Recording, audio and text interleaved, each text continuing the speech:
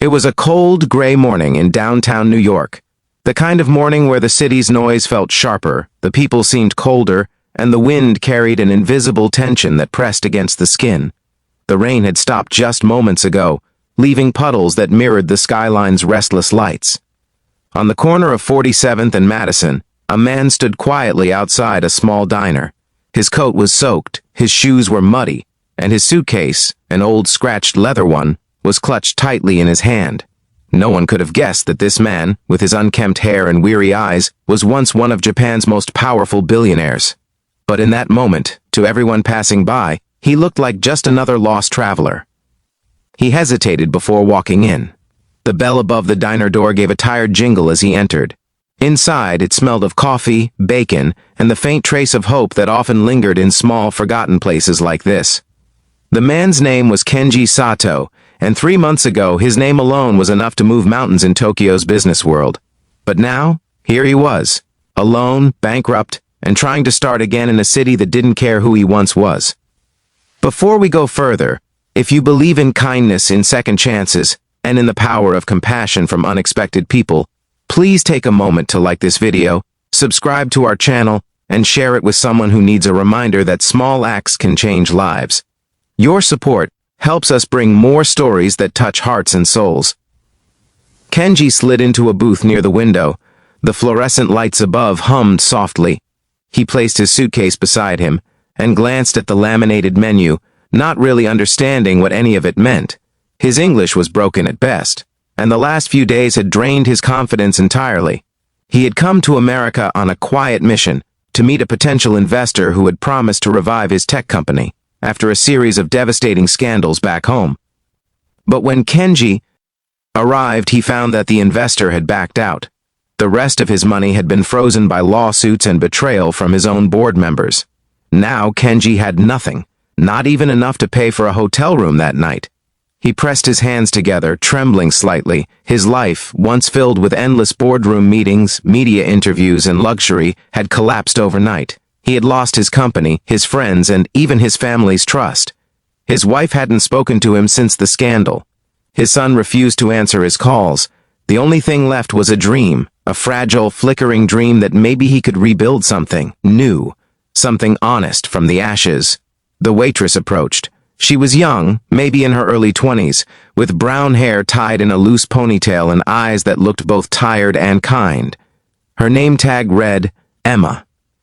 She smiled politely, though her voice carried the fatigue of someone working a double shift.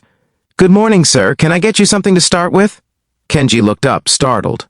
He understood a few words, but couldn't form a proper reply. His accent was thick, and his mind scrambled for the right phrase. "Ah, coffee, please," he managed to say, his tone humble and unsure. "Sure thing," Emma said, jotting it down quickly. But as she walked away, Kenji noticed how the other customers barely looked at him. A few seemed to glance his way with quiet suspicion, his worn clothes, his foreign accent, his hesitance marking him as an outsider. When Emma returned with his coffee, he fumbled through his wallet and found only a few crumpled bills. She hesitated before taking them. "Are you okay, sir?" she asked softly. Kenji bowed his head slightly. "Yes." "Okay," he replied, though his trembling hands said otherwise. The day dragged on, and the diner grew busier. Kenji remained in his booth, staring out the window as people hurried past in the rain. Hours passed before Emma noticed he hadn't ordered anything else. When she approached to ask if he needed something more, she saw the pain etched deep in his eyes. It wasn't just exhaustion, it was loss. Then something extraordinary happened. As she collected his empty cup, Kenji muttered a quiet phrase under his breath, almost like a prayer. "Sumimasen, sumimasen." Emma froze. The sound of Japanese pulled at something deep in her memory. A few years ago, she had spent a semester in Tokyo, studying language and culture. Without thinking, she smiled and said, "Iratsu shimasu, satusen irashaimase, Mr. Sato." The man's head lifted instantly, his eyes widening in disbelief. It was as if someone had suddenly turned the lights back on in his soul. "You speak Japanese?" he asked, his voice trembling. "A little," Emma replied. "I studied it for a while." For the first time in weeks, Kenji smiled. A small, grateful, almost broken smile that carried more meaning than words ever could. That brief exchange changed everything. Emma, sensing something special, sat down across from him during her break. They talked, or rather, tried to. Between broken English and bits of Japanese, they managed to share stories. Kenji told her, haltingly, about his company in Tokyo, how it had once been one of Japan's top technology firms before his partners betrayed him. He had come to New York to secure a deal that would save hundreds of employees, but the world had turned its back on him. Emma listened with quiet intensity. She didn't see a failed businessman in front of her. She saw a man who had carried a dream and lost everything for it. When she found out he hadn't eaten a proper meal in 2 days, she quietly asked the cook to prepare something special. When Kenji tried to refuse, she placed the plate before him and said simply, "It's on me. Please eat." He bowed his head, his eyes glistening with gratitude. "You are very kind," he whispered. Over the next few days, Kenji returned to that diner. Emma greeted him every time, always in Japanese, always with a genuine smile. The other staff started to notice the strange, gentle bond between the two, the fallen billionaire and the humble waitress. She would bring him tea, help him look through job listings, and even help translate documents he couldn't understand.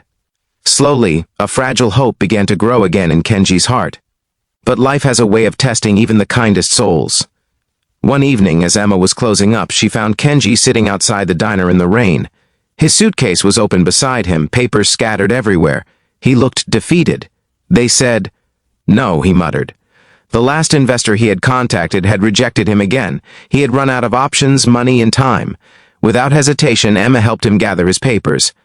She didn't say much, just sat beside him on the wet curb, letting the silence speak for both of them. Then she said something that he would remember forever. "Sometimes the world takes everything from you, so you can see who you really are when you have nothing left." Those words struck him deeper than any business deal ever could. The next morning, Emma brought her old laptop from home. She offered to help Kenji rewrite his proposals, polish his English, and reach out to smaller investors. Day after day, they worked together. She refused any payment, saying she just wanted to help. She believed in him, even when he no longer believed in himself. Weeks passed, and one afternoon, Kenji received an email from a small but influential tech startup in California. They were interested in his AI patents, ideas that he had once designed to make education more accessible for underprivileged students. They invited him to present his project in person. Kenji couldn't believe it. Tears welled in his eyes as he showed Emma the message. "You did this," he said softly. "You believed." "No," she replied. "You just needed someone to remind you who you were." 3 months later, Kenji was standing in front of a crowd again, but this time not in a boardroom of elites. He was in a university auditorium, presenting his ideas for technology that would bridge education gaps across cultures. The company signed him that day. Within a year, his startup began to grow again, quietly but steadily. And when he was asked about his comeback story in an interview, he didn't talk about business strategy or luck. He talked about a waitress who greeted him in his own language when no one else cared to look. "She reminded me that kindness is the greatest form of investment," he said. "Because of her, I found my purpose again." Months later, Kenji returned to the diner, not in a suit, not as a billionaire, but as a friend. The same bell jingled as he stepped in. Emma looked up from behind the counter and froze in shock when she saw him. He smiled, bowing deeply, and placed a small envelope on the counter. Inside was a letter of thanks, and a scholarship fund in her name to support students who wanted to study abroad, just like she once had. She covered her mouth, tears spilling down her cheeks. "Kenji, I don't know what to say." He smiled warmly. "Just keep believing in people. That's the real fortune." Outside, the rain began again, soft, cleansing, like the sky itself was crying with joy.